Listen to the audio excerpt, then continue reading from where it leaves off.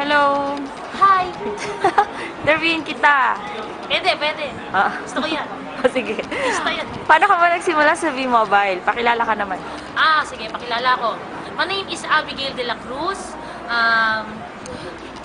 Isa ako sa mga leaders ng Team Transcend Korea.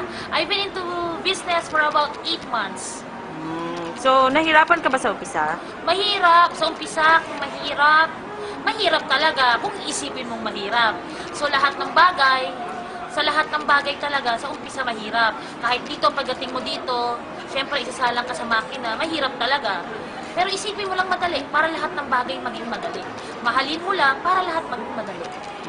So, magkano na earnings mo ngayon? Malaki na, no?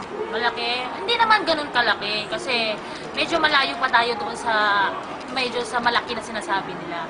So, yung earnings ko, proud ako kasi pinaghirapan ko yan, hindi ko yan pinanalo sa loto, pinagtrabahuan ko, hindi pa ganun kalaki. Ang mahalaga doon, meron kang resulta. So, ang earnings ko as of now is 400,000 pesos in 8 months in V-Mobile. So, masaya ako at meron ako yan, at kasi pinagpaguran ko yan. Kaya proud ako.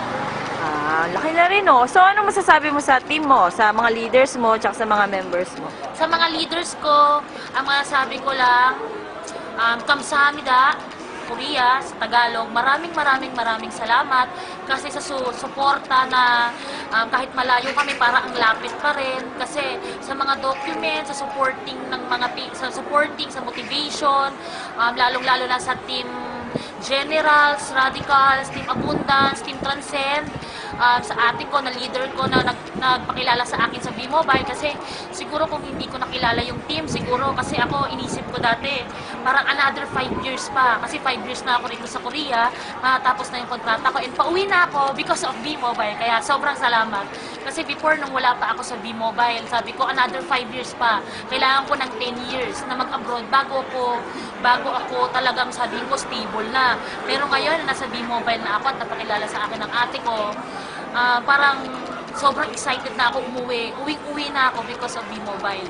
So, maraming salamat kila Miss Abby Serrano, kila Sir Patrick Baro, kila Sir Jester Ching, na nagtatanong kami ng technical kahit madaling araw na susagutin ni Sir Patrick Baro. Maraming salamat sa mga leaders. Sa mga members ko, so maraming salamat din sa support at saka tiwala natin sa isa't isa. Wag lang tayong ihinto. Yun nga yung sinasabi ko, tuloy lang lagi. Tanim ng tanim araw-araw kasi darating yung araw ng anihan. Yun. Okay, so ano naman mapapayo mo sa mga bagong TP, especially sa mga OFW na TP? Sa bagong TP at sa OFW na tulad ko, nagisimula pa lang din naman ako. So, yung tiwala sa sarili, unang-una, tiwala ka sa sarili mo, huwag ka makinig sa mga taong negative. Kasi yung mga taong negative, pag hinila ka nila, wala, mag-stay ka lang sa baba, 'di ba? And ikaw naman yung aalin ng iyong mga dreams, mga goals mo sa buhay. Tiwala sa sarili at saka tiwala sa company. Kailangan niya magtiwala ka lang sa V-Mobile. Ang lagi nga nila sinasabi ng mga leaders natin, kung hindi ka marunong magtiwala, pagyaman pa kaya. So huwag kang matakot sumubok. Kasi ako, hindi ako natakot sumubok. Kasi kung natakot ako sumubok, siguro TNT na ako dito sa Korea. So, sabi nga nila, ang tagal mo lang ginagawa yung ginagawa mo dati, huwag kang matakot sumubok ng panibago. Kasi ang magiging resulta nun ay panibago rin. So yun, subok ko lang subok, tapos resulta. So, ang isa pang payo ko sa mga iba na malayo sa OFW, basa kayo lagi ng documents, wag kayong mag-i-endorse ng business natin nang hindi nyo naaaral yung negosyo. Basa kayo ng documents, 2 to 3 documents lang per day. Then aralin nyo at saka kayo mag-endorse. So, yon ang lagi ko nga sinasabi sa aking team, ang matira dito, yayaman. Kaya, sabi nga ng mga Koreano, fighting, aja. So, yun. Thank you, bye-bye. Bye!